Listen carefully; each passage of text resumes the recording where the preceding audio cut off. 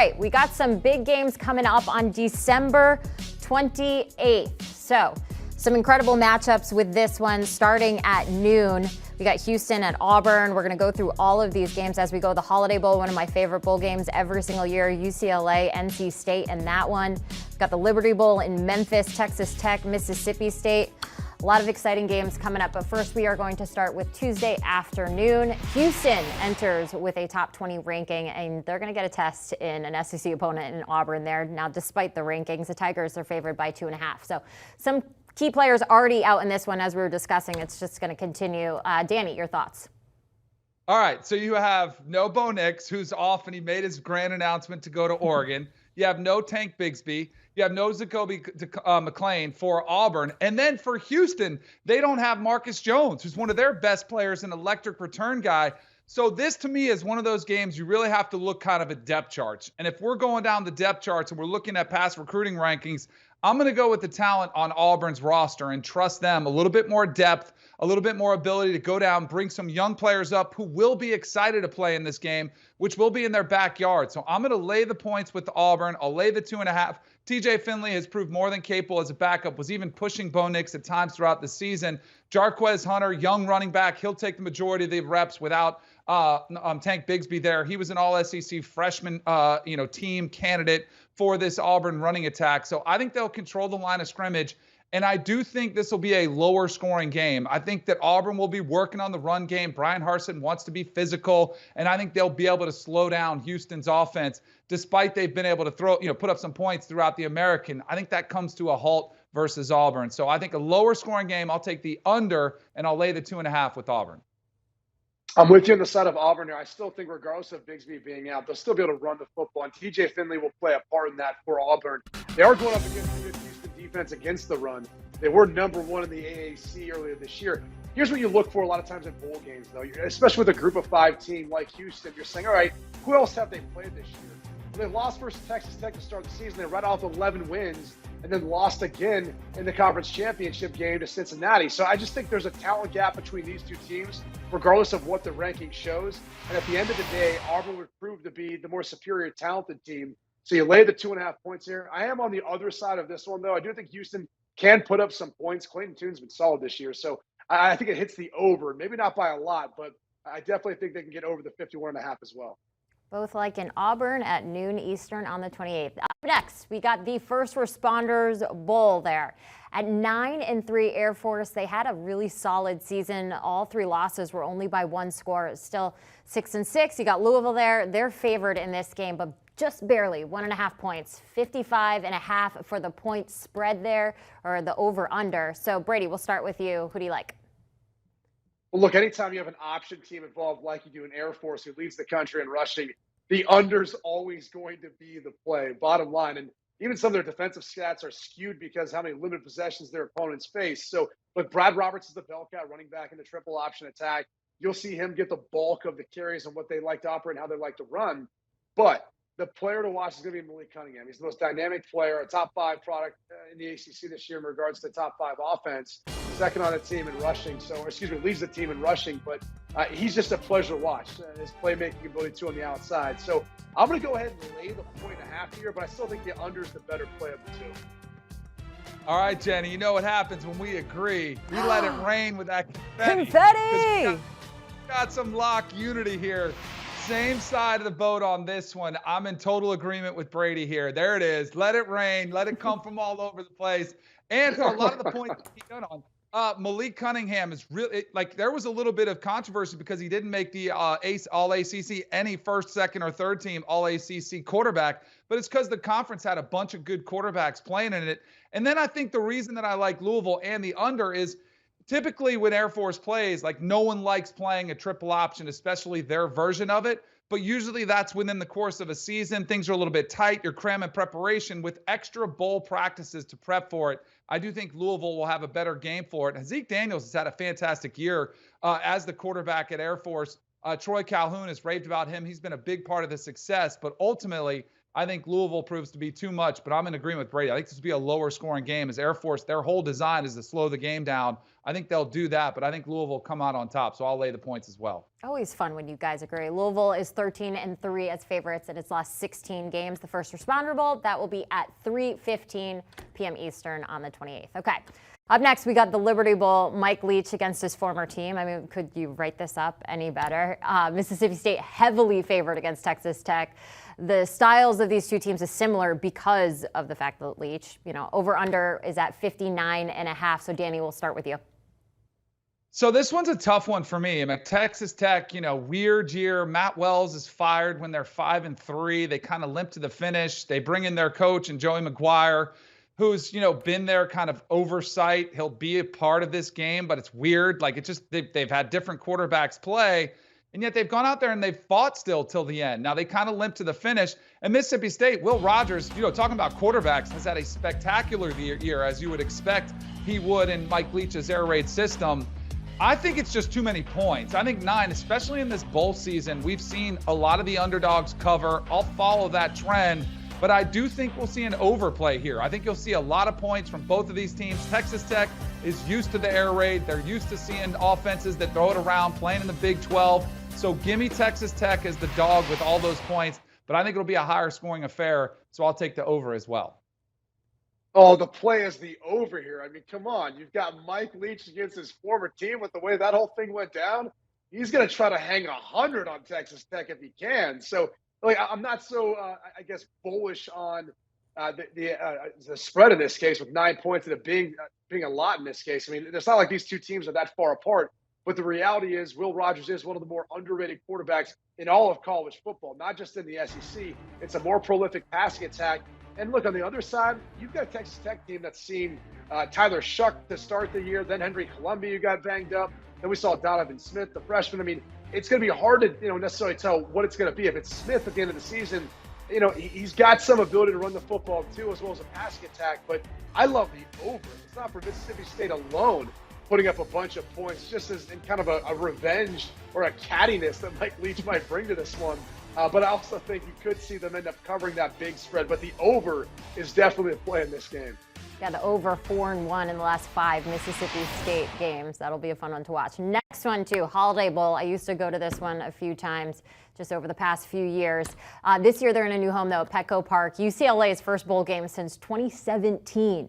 But North Carolina State's solid defense allowed under 20 points per game, looking to reach 10 wins for the first time since 2002. The Wolfpack, a small favorite in this game. So let's go Brady first. What do you like? Yeah, a small favorite in this case. So I'll be willing to lay the point. I just think NC State's overall the better team. When you look at their passing attack and Devin Leary kind of got mixed in the shuffle of all the other good quarterback play, like you heard DK talk about a minute ago in the ACC. He threw for 35 touchdown passes this year, over 3,400 yards. And look, he's coming back in 2022. I think the biggest thing, too, is their All-American tackle, Ikem Ekwonu. He's going to actually play in this game. Now, he is slated to be a first-round pick at tackle, but he's one of those guys you might thought opt out. Instead, he's opting in. He's choosing to play in this game. So that's huge for him. It will be a tough attack taking on a UCLA team that likes to run the football, so they might eat up a good chunk of the clock. But I'm willing to lay the 1 point in this case. I think that's the safer bet here.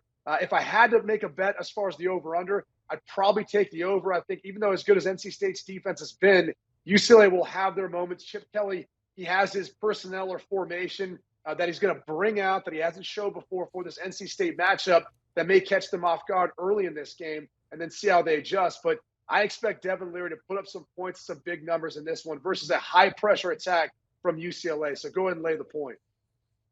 All right, so Jenny, we might have to come up with something here live on the fly, and our producer Jack can help us, because when we're on the same side, we have lock unity, we see confetti come down. But what about we're on opposite sides of both? I feel like we need battleships or some sort of I think we need like cannons. a big X, like big X's going across the screen. Yeah, exactly. We need something. We are on opposite sides of the fence on this one.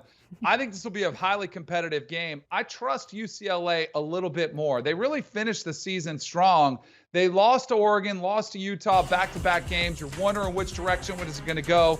Then they won 3 straight to finish out the season, and I thought that was big. There also was the flirtation with Chip Kelly meet with Oregon, possibly going back home. He stays there. I think his players will appreciate that. Motivation, I think, will be a factor closer to home. I think they'll be able to travel a little bit better. And then I like the under. You mentioned the points per game that NC State has been pretty stout. I think they'll hold it lower scoring. I think UCLA will bring some exotic blitzes that could confuse Devin Leary some. The total at 59.5, just a little bit too high for me, so I'll lean on the under on this one as well. I'm surprised you guys don't disagree on more things. That's the first time that's what we need. No, hold on. I am shocked that DK is not picking one of the better teams, a ranked team in the ACC. He has carried the flag for this entire year. Now he's going out and he's trumpeting the Pac-12 in the West Coast instead of his ACC. He must have rubbed off on me. I'm able to separate that bias. I'm able to set it aside and make expert picks. I'm able to do that. That's smart. Yeah. Just put it all aside. All right. The Guaranteed Rate Bowl. You got to love some of these bowl game names. The Mountaineers, they started 2-4, needed to win their last 2 games to reach 6-6 to become bowl eligible. They did it. 8-4 Golden Gophers, they're favored in this one by 4.5. Over under a very low 45. All right, we'll start with Brady. Okay, and the over-under is set at 45 for a reason, in part because the style of play of Minnesota that likes to run the football a lot, and they've gone through a bunch of running backs this season. This is what this game is about. It's a contrast as far as style of football. Minnesota wants to be physical at the line of scrimmage with a massive offensive line and run the football with Kai Thomas, their freshman, who stepped in for the injured Trey Potts, who stepped in for the injured Mohamed Ibrahim earlier this year, and Marquise Irving. That's really what they want to do. They want to lean on you and continue to push you off the line of scrimmage, run the football, and then Tanner Morgan will take some shots from time to time with that RPO offense when the moment calls for it.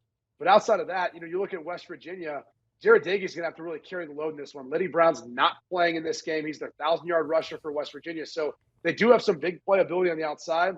I just don't think they're going to be able to stop the rushing attack. And I think they're going to have a hard time moving Minnesota, especially their front seven, off the line of scrimmage. So I'm going to go ahead and lay the 4.5 points here. I do think this game hits the over when it's all said and done. I think there'll be enough scoring to go over the 45, but not much more than that.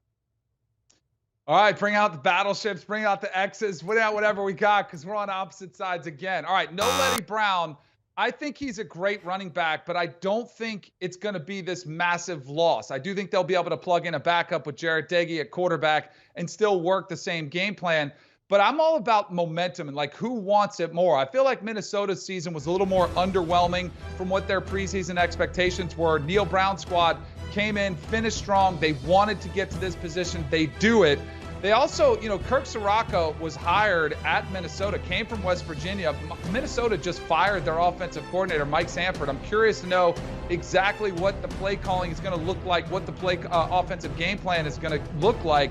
And then it's hard for me to get out of my mind the losses that Minnesota had to Bowling Green, who was not very good from the MAC, and an Illinois team in the Big Ten who was better than we thought, but still not one of the better teams in the Big Ten. So I'll take West Virginia. I'll scoop up those points. I'll follow the underdog trend, and I'll say under. I think this one could be a little bit of an uglier game, not because of great defense, but because of sputtering offenses. Another red X to finish off the December 28th games. That one is going to be at 10:15. Let's recap these picks. We have much more to come, but first, let's take a look at December 28th. So, both liking the under in the Frisco Bowl, both like Auburn in the matchup against Houston. The only confetti, the agreement of the First Responder Bowl. Both of you liked the Louisville pick and the under in that one.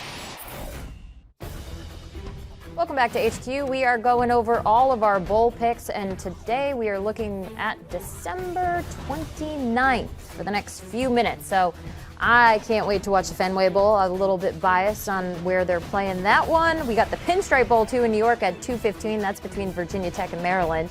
The Cheez-It Bowl in Orlando, Florida. That's at 5:45 between Clemson and Iowa State. That's going to be a very interesting one. And the Alamo Bowl between Oklahoma and Oregon. All eyes will definitely be on that one.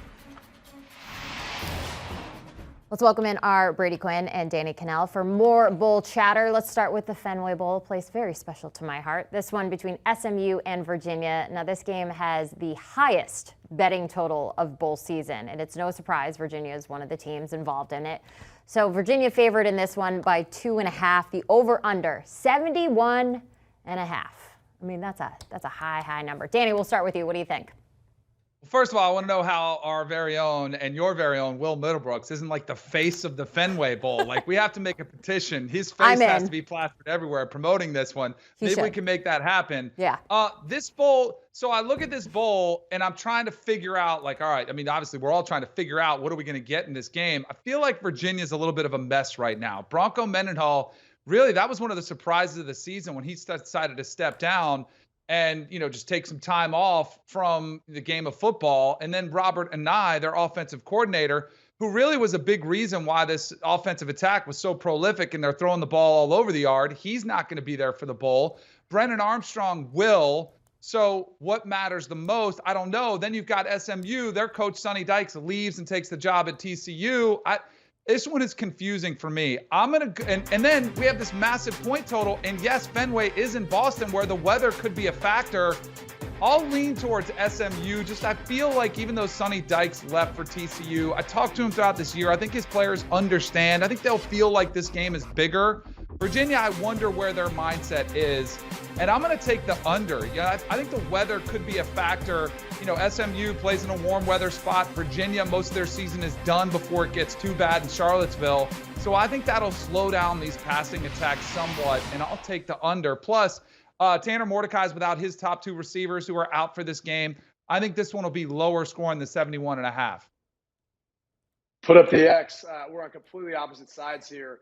You could talk about the weather all you want, but there just be defense to be played at some point. I don't think either one of these two teams is going to play defense to the level they need to not allow the other opponent to go the over here. So bottom line is I'm going to lay the 2.5 points as well because of what you just mentioned there. Tanner Mordecai is going to be without two. Danny Gray and Reggie Roberson will be out for this one. That's always tough as a quarterback when you don't have your best weapons going up against a team that can easily match you. And I also think you could have a UVA team that wants to maybe send their coach out in the best way possible with a win in a bowl game like that. So I think there's going to be a lot of offense. If anyone's used to seeing a lot of offense out there in baseball games, you're going to see it now in a football game. And I think you're going to see Brennan Armstrong, who's second on the team in rushing, and obviously one of those prolific passers we've seen in college football this year, throwing for over 4,400 yards. I think he's going to show out too. And maybe this is even, kind of putting him more on the map looking into the future. But the bottom line is SMU has lost 4 of the last 5 after that 7-0 start. I'm just not really sure where this team is at right now, especially with what you mentioned about Sonny Dykes moving forward. I know it looks maybe murky for the future for UVA, but at least they've got their guy right now for the future, or I should say for the future, but moving forward, their incoming coach obviously is there for the future. But I'm saying for Bronco Mendenhall, it seemed like a personal decision. Maybe they want to send him out the right way. So I'm laying the 2.5 points, and I do think this thing hits the over. Just too much offense, too little defense. I got a bone to pick. Where's the red X? Let's put it up there. So the last time you disagreed, our producer Jack put a big red X over Danny's face. But Brady, he waited for you until we were all on the screen. So I gotta chat. There we go. There it is. Much Thank better. you. That makes me feel good. Thank you, Jenny. You're welcome. I'm here for you. I appreciate that. Yeah. So we're going from the Red Sox and the Fenway Bowl to the Pinstripes. You see where I'm doing with that? Maryland favored against Virginia Tech. The Hokies, they fired Justin Fuente. The Terps are back in the bowl game for the first time since 2016. It's been a little bit. There's motivation for both of these teams on the line here. The over-under is set at 55. Brady, we'll start with you.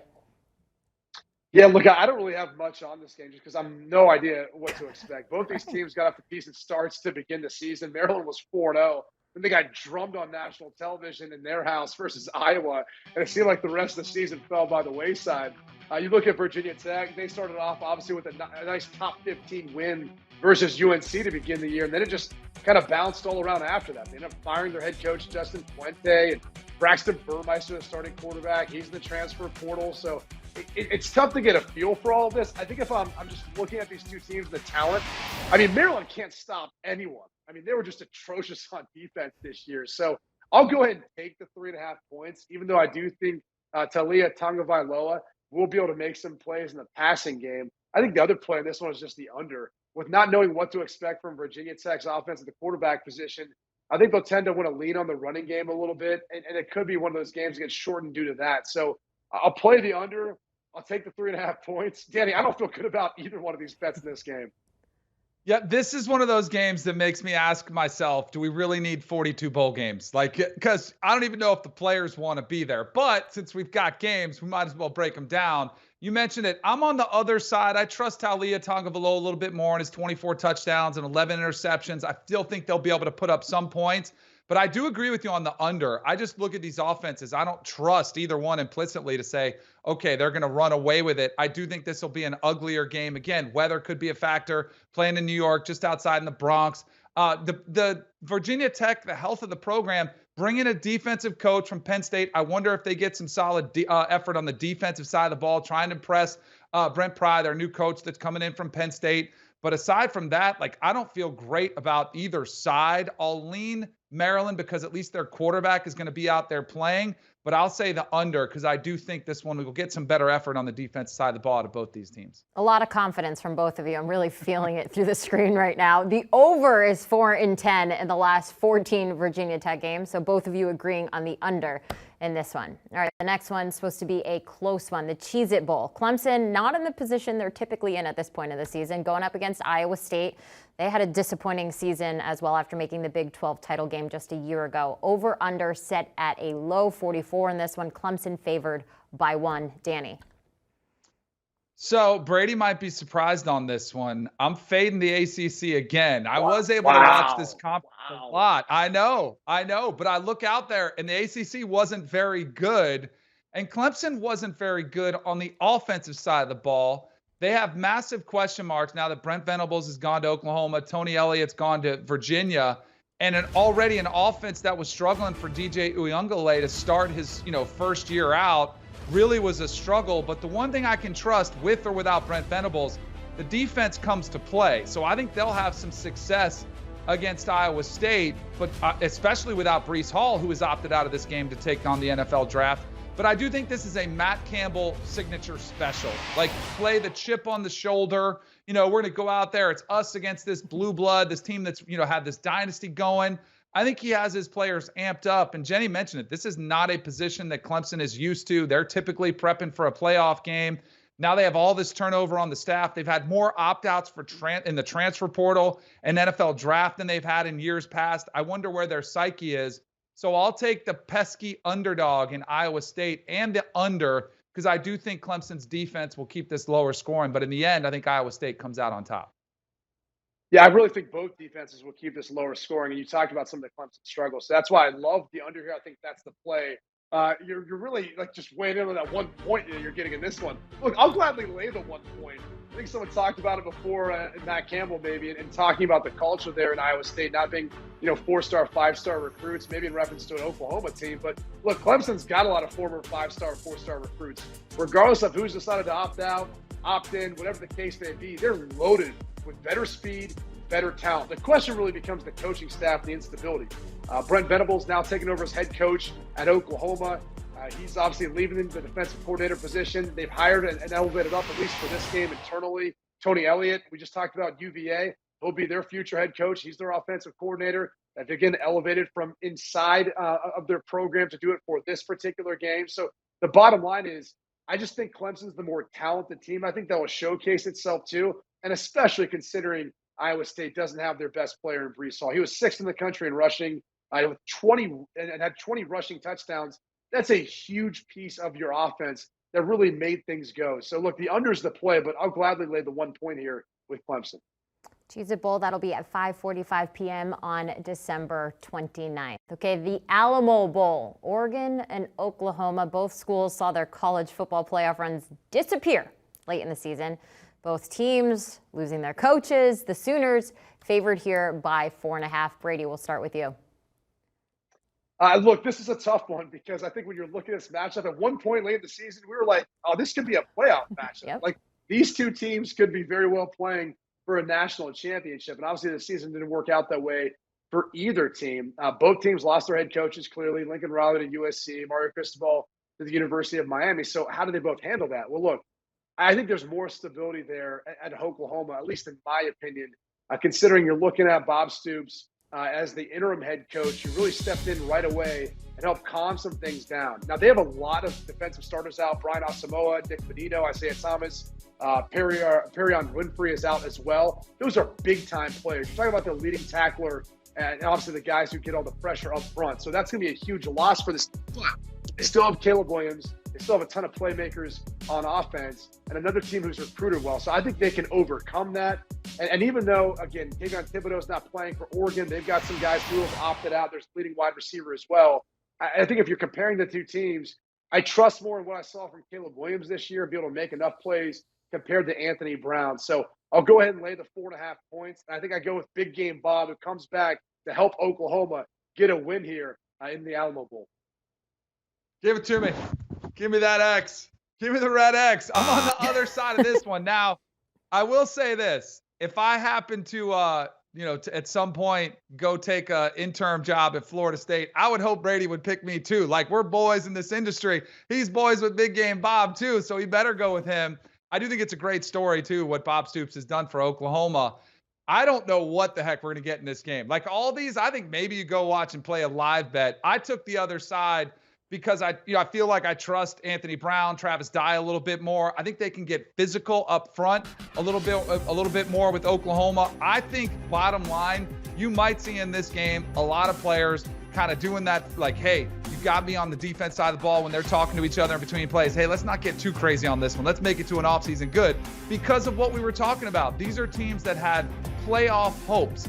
And I get the Alamo Bowl is a nice reward, but I think these players want to make it through healthy and try to chase that playoff again and a national championship next year. When we see that happen, I think we see less defense. And I'm going to follow, again, the underdogs have been the trend through bowl season. So I'll follow that trend, and I'll go with the over with not much defense being played.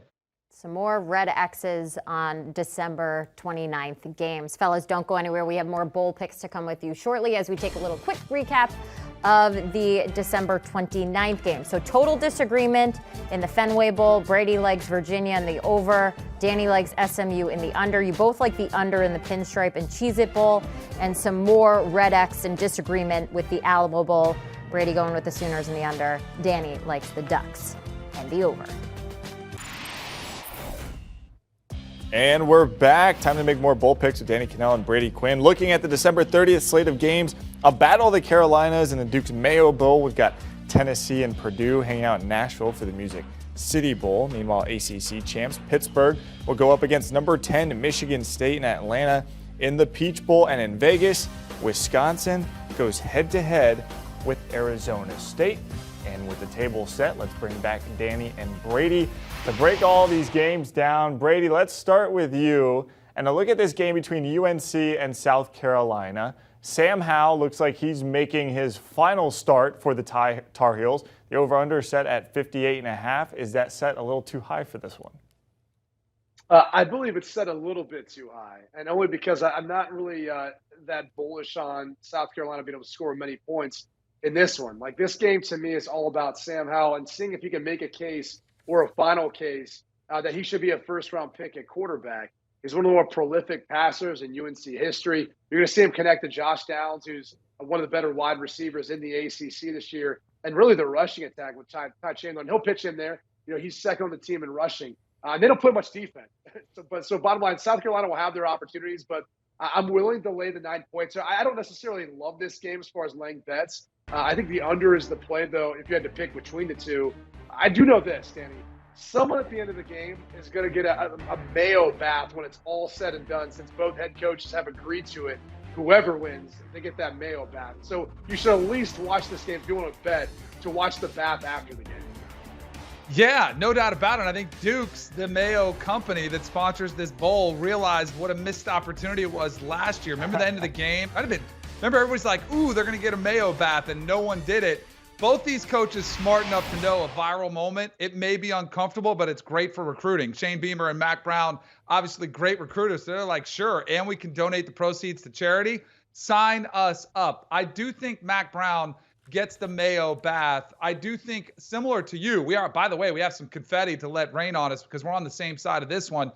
I want to see where the leadership come from. Then every game we've talked about, we've seen opt-outs, we've seen players, transferring. Sam Howell coming back, and Mike alluded to it, maybe his last game, his last chance to resonate. I think his players in that locker room will respond to that. And I also think that North Carolina has more talent. While Shane Beamer is doing a fantastic job recruiting to Columbia, he brings in Spencer Rattler. Those recruits aren't there yet. And Mac Brown, going on his third year consecutively, getting top 15 recruiting classes, they have a youth movement there that comes up, and they do show out in their bowl games. Gave Texas A&M a pretty good fight last year, even with some players opting out because of young players. I think this game, they get the best of South Carolina. I think they're the better team, the better program. So I'll lay those 9, but I'm with you on the under in this one. Let's just say that we're happy that the mayo will be poured over there and the confetti's poured over here. Because if you did both at once, it'd be the worst cleanup either of these coaches would have to go through. All right, guys. Well, let's go to the Volunteers taking on Purdue. Volunteers not having to go very far. Tennessee in the Music City Bowl against the Boilermakers, who were 2-2 against ranked teams this year.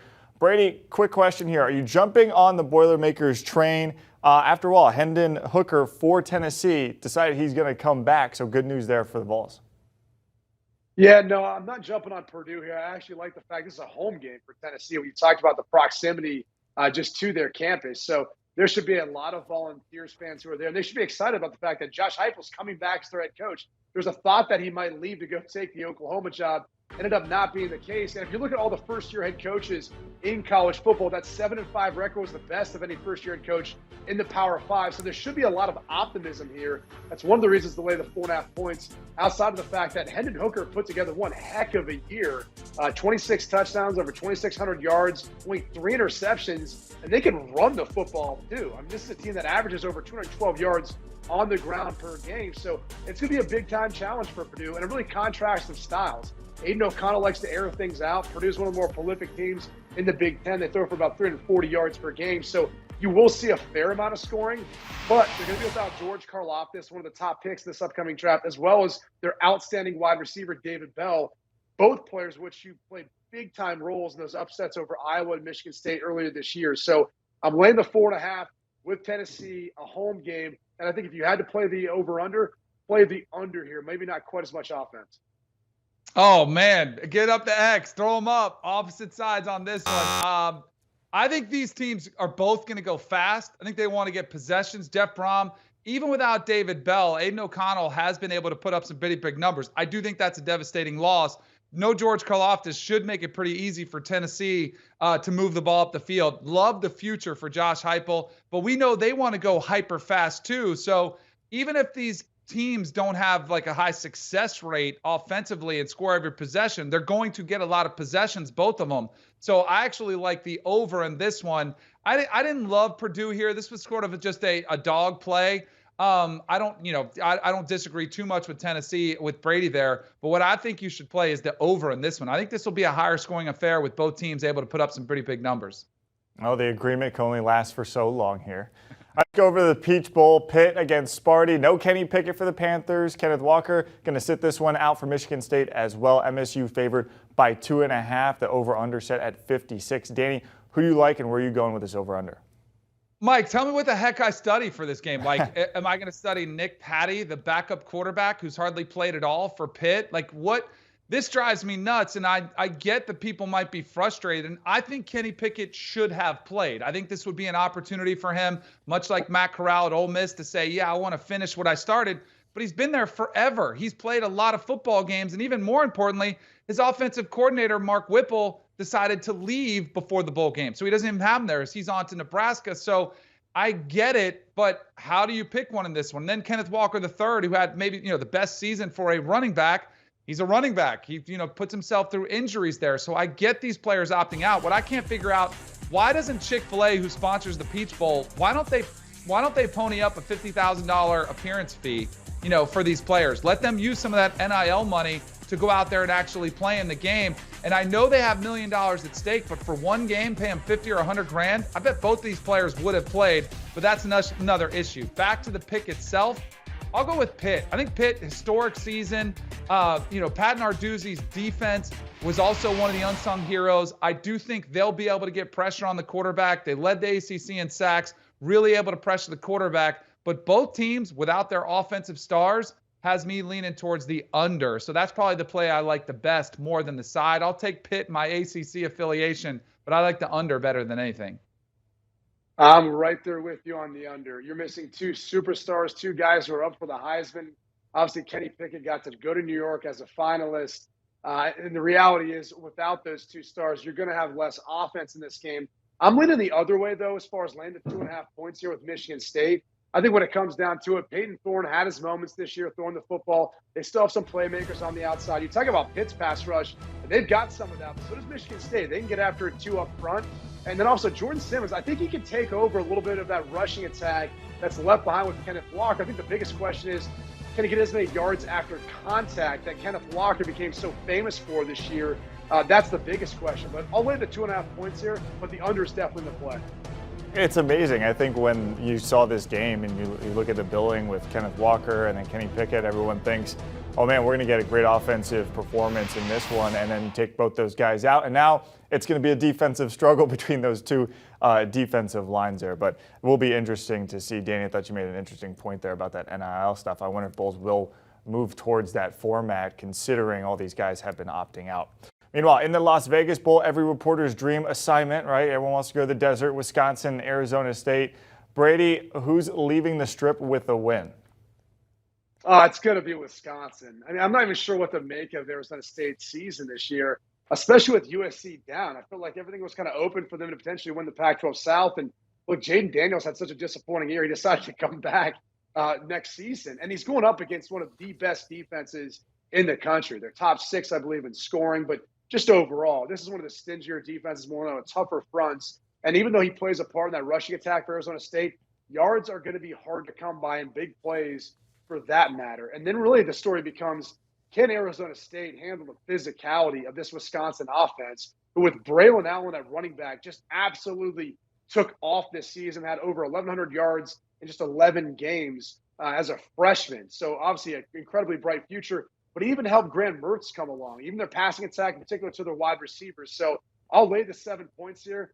The under is definitely the play. I just think Arizona State's going to have a hard time getting anything going in this one. Man, our guy Pete Prisco is going to be upset with you, just fading his Arizona State Sun Devils all along. We're going to have to remind him of that one. I took the Sun Devils because I think a touchdown is too much. I love the under. I am 100% agreeing with you on the under. Wisconsin's defense, one of the better defenses in the country. But Arizona State's no slouch either. They're third in the Pac-12 against the rush, second in total defense. I think they'll come to play too. And Wisconsin has kind of gone back to that mindset of, man, we thought Graham Mertz was going to be a dynamic quarterback, but they've gone back to running the football. Jaden Daniels, as you mentioned, for Arizona State has been incredibly up and down. So both of these quarterbacks, I think, will be doing a lot of handing off in this one. I think Arizona State's defense will keep it within that 7 points, but I think it'll be a low-scoring game no matter what. And both of these teams, they're going to enjoy Vegas too. So I wonder if they come out a little sloppy early as well. Yeah, that's always the one variable, and wild card in all this is, what does Vegas do to some of these young guys out there? All right, guys, thanks very much. Stick around. But here's a quick look at the picks that we just went through. Agreement at the top, and then after that, the Red X's were pretty much piling up after all. And then that Tennessee-Purdue game, we saw Brady go with Tennessee and the under. Danny went Purdue and the over. And Pitt, Michigan State, top 15 showdown there. We saw Brady go with Michigan State and the under. Danny did agree there at the under, but went with Pitt. And of course, the game we just talked about, Wisconsin at -7. Do you want a sports network that delivers everything that matters about the game? The highlights, the picks, the instant analysis, no yelling, no fake debates, no politics. Hit the subscribe button and never miss a moment.